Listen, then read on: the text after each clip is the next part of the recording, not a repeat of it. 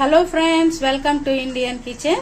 ఈ రోజు నేను healthy and tasty recipe fish kurma చేయబోతున్నాను. ఫిష్ కర్రీ, ఫిష్ ఫ్రై మనం ఎప్పుడూ చేసుకుంటూనే ఉంటాము.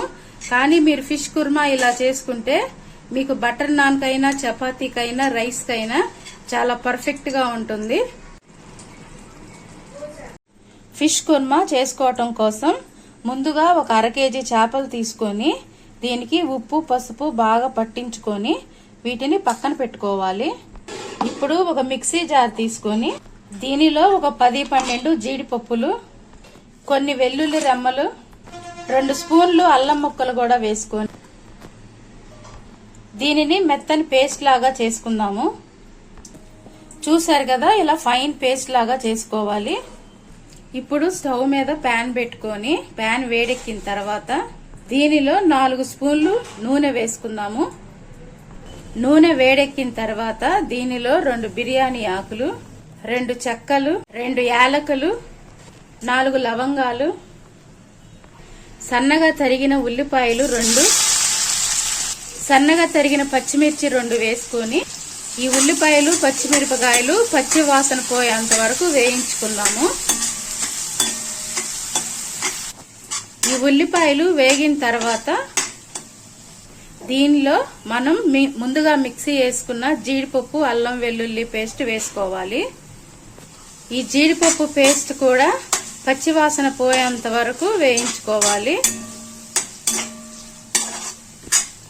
చూసారు కదా, ఈ మసాలాలన్నీ బాగా వేగి మంచి వాసన వస్తుంది.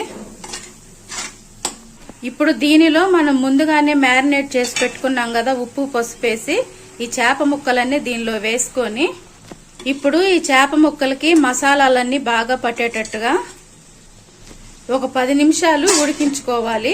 చేపల్ని స్టవ్ మీడియం ఫ్లేమ్ లో పెట్టుకొని 10 నిమిషాలకు చూసాం కదా, కూర బాగా ఉడుకుతుంది. ఇప్పుడు దీనిలో 1 స్పూన్ సాల్ట్, 1/2 టీ స్పూన్ పసుపు, 2 స్పూన్లు కారం, 1/2 టీ స్పూన్ ధనియాల పొడి, 1/2 టీ స్పూన్ గరం మసాలా, అలాగే 1/4 కప్పు నీళ్లు కూడా పోసుకొని స్టవ్ మీడియం ఫ్లేమ్ లో పెట్టుకొని ఈ కర్రీని ఇంకో 15 నిమిషాలు ఉడికించుకుందాము. 10 మినిట్స్ తర్వాత చూడండి, కూర బాగా ఉడికింది. ముక్క కూడా బాగా సాఫ్ట్ గా ఉడికింది.